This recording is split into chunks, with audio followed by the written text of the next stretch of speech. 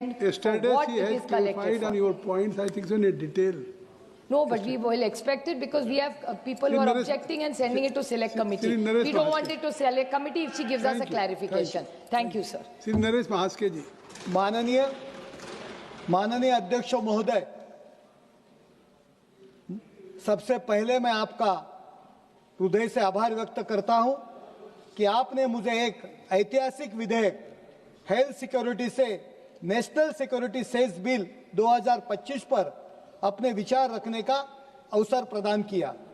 महोदय, मैं अपनी पार्टी शिवसेना, हमारे लोकप्रिय नेता महाराष्ट्र के उप मुख्यमंत्री एकनाथ शिंदे और गटनेता श्री डॉक्टर श्रीकांत शिंदे जी की ओर से इस विधेयक का पूर्ण समर्थन करता हूं। मैं देश के यशस्वी प्रधानमंत्री श्री नरेंद्र मोदी जी और माननीय वित्त मंत्री श्रीमती निर्मला सीतारमण जी को विशेष बधाई देता हूं। बधाई इसलिए क्योंकि इस बिल का शीर्षक है हेल्थ सिक्योरिटी से नेशनल सिक्योरिटी, जो सिर्फ एक नारा नहीं बल्कि हमारी सरकार की विचारधारा है।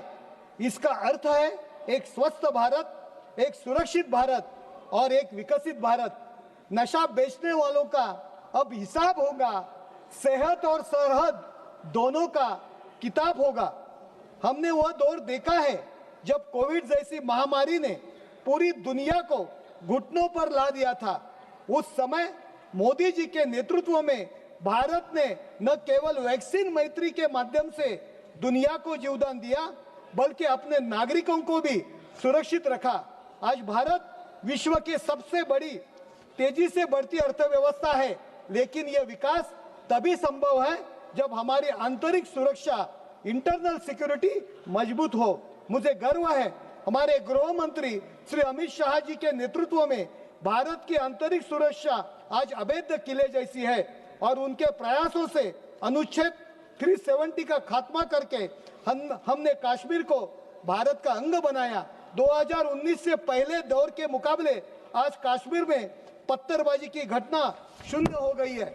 महोदय, जब भी सरकार देश के विकास के लिए कोई सेस लाती है तो विपक्ष के साथियों के पेट में दर्द शुरू होता है। ये पूछते हैं सेस का पैसा कहाँ जाता है। ये सेस वही सजा है जो वक्त ने लिखी। अब देश की एक एक सांस सुरक्षित होगी।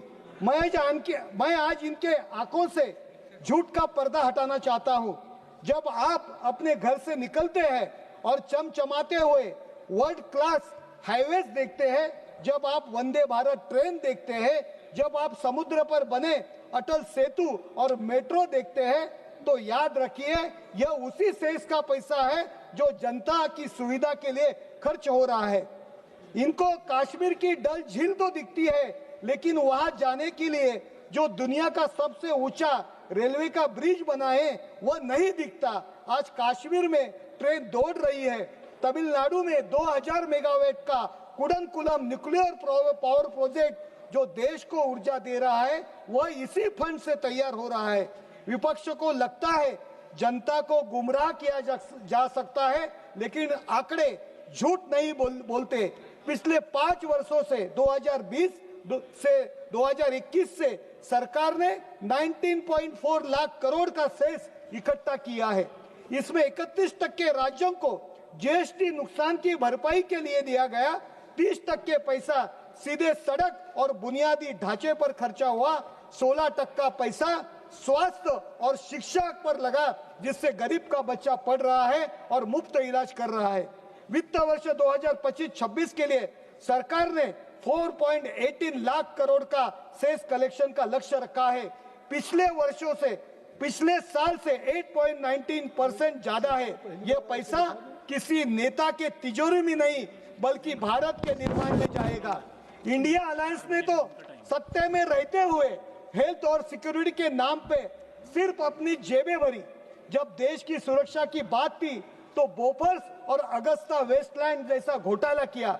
जब महामारी आई तो महाराष्ट्र में इनके अगाड़ी सरकार ने कोविड बॉडी बैग स्कैम और खिचड़ी स्कैम किया।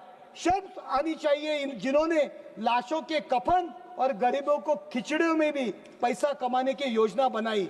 इन्होंने वोट बैंक के लिए पोटा जैसा कानून हटाकर देश के सुरक्षा से खिलवाड़ किया। इनका ट्रैक रिकॉर्ड है भ्रष्टाचार से परिवारवाद तक। ये टैक्स जनता से लेते थे, लेकिन उसे अपने निजी विकास और फॉरेन ट्रिप पर खर्च करते थे। यही कारण है हरियाणा, महाराष्ट्र, दिल्ली और अब बिहार ने इनका वोट चोरी और संविधान खतरे के झूठे प्रचार पर अपने वोट की सर्जिकल स्ट्राइक कर दी है। जनता ने इन्हें आईना दिखाया। जिस रफ्तार से ये जा रहे वह दिन दूर नहीं, अब ये तो क्या राज्य की पार्टी बनकर रह जाएगी। आप सिंगल लार्जेस्ट अपोजिशन पार्टी से सिंगल डिजिट एमपी पार्टी बन जाएंगे। महोदय, अब इस बिल पर तकनीकी पहलू पर मैं आता हूं। यह बिल पान मसाला और तंबाकू उत्पादनों पर सेस लगाने का है, लेकिन इसमें एक क्रांतिकारी बदलाव है। पहले टैक्स उत्पादन प्रोडक्शन पर लगता था, जिससे चोरी करना आसान था।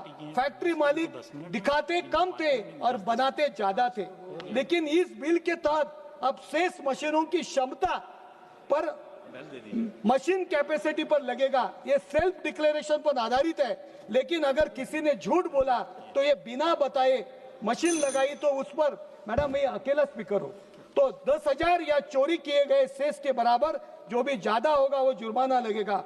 महोदय, इस बिल ने सरकार ने भविष्य की सुरक्षा भी सुनिश्चित की है। यह बिल केंद्र सरकार को अधिकार देता है कि विशेष परिस्थितियों में वह इस सेस को दोगुना तक बढ़ा सकती है। हर निर्माता को पंजीकरण करना होगा, मासिक रिटर्न भरना होगा। बिल में कठोर ऑडिट और असेसमेंट तंत्र बनाया गया है। यदि कोई धोखाधड़ी, कर चोरी या रिकॉर्ड्स में हेराफेरी करता है तो उसके लिए जेल की सजा का प्रावधान है। अधिकारियों की छापेमारी, जब्ती और माल या मशीनों को कुर्क करने के साथ साथ गिरफ्तारी के भी पूरे अधिकार दिए गए हैं। बिल के अनुसार यदि कोई मशीन 1 मिनट में 500 पाउच या डिब्बे बनाती है तो उस पर सेस इस प्रकार का होगा। यदि पाउच 2.5 ग्राम तक हो तो 1.01 करोड़ रुपए का सेस लगेगा। यदि पाउच 2.5 ग्राम से 10 ग्राम के बीच में है तो 3.64 करोड़ रुपए का सेस लगेगा। यदि पाउच 10 ग्राम से अधिक है तो 8.5, मैडम 2 मिनट, 8.49 करोड़ रुपए का भारी भरकम सेस लगेगा।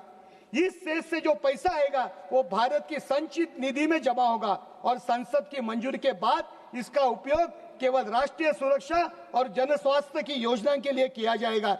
यह पैसा देश को मजबूत करेगा। महोदय, यह बिल केवल राजस्व का नहीं बल्कि इंसानियत का भी है। भारत दुनिया का सबसे बड़ा तंबाकू उपभोक्ता है।